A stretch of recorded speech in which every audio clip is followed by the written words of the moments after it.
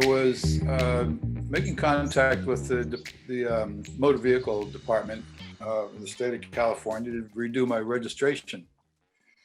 And at some point, I got to the point where I needed to just hit one key and I couldn't do it. I just kind of froze. And Ann was with me. She was next to me at this point in time. And she knew something was a little bit off. She decided she better call the doctor, which she did. And the doctor said, you got to get him to the hospital right away because he's got COVID-19. I was sick with COVID-19. I wound up in the hospital for 3 days up at Cottage Hospital. So there were a lot of tests and I got a lot of steroids and what was necessary for treatment at that time. Did you have any other symptoms? At the time, this kind of came on kind of suddenly to me. And I was in no, what do they call it, super spreader kind of a situation at all. I was on the corner of Carpinteria and Linden Avenue for the Peace Vigil on Friday night. I was very fatigued when I was walking home that night. And I thought back a couple days before that, I was very fatigued. You go to Cottage Hospital? Cottage Hospital, first to the emergency room. I was taken from there to the MRI station. From there, I was admitted on the COVID-19 unit. Well, what was the COVID-19 unit like at Cottage? I had this feeling that I was in a Russian prison. I was in a room by myself.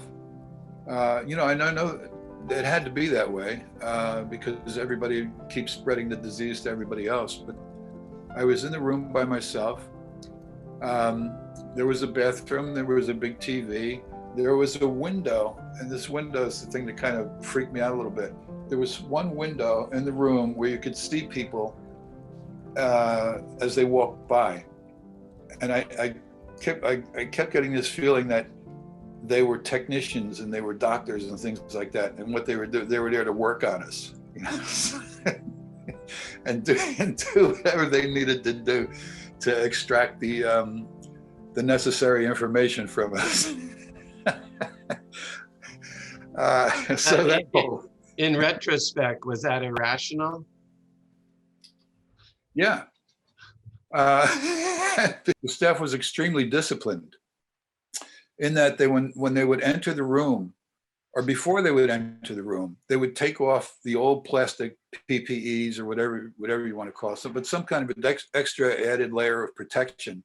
They would take those off and deposit them in the used plastic bin, and they would put on a new suit like that and come into the room, completely protected with the mask on and everything else. And they would always do that, and it struck me as being it could really be bothersome, doing that, but they realized they had to do it. Was your wife, Ann, allowed to visit you while you were in the hospital? No one was allowed to visit me.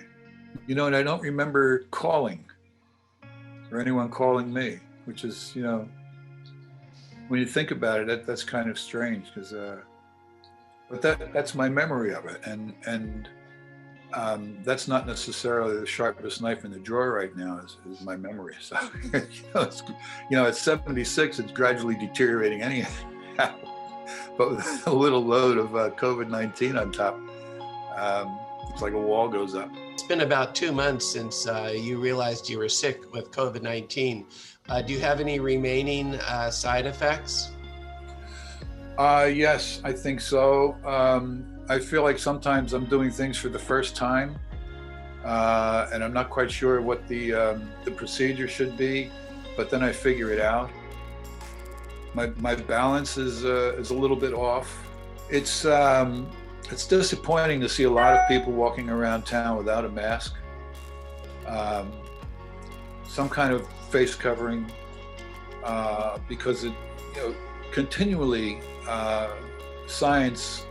The medical scientists, the epidemiologists say, it's really critical to wear a mask to protect yourself and to protect other people by wearing a mask. You see people not wearing masks. Do you think they're locals or out of towners? And are you tempted to say, please put on a mask, or what are your thoughts? Get irritated, but not irritated enough to say, go home, you know, uh, please put on a mask, because there's so much.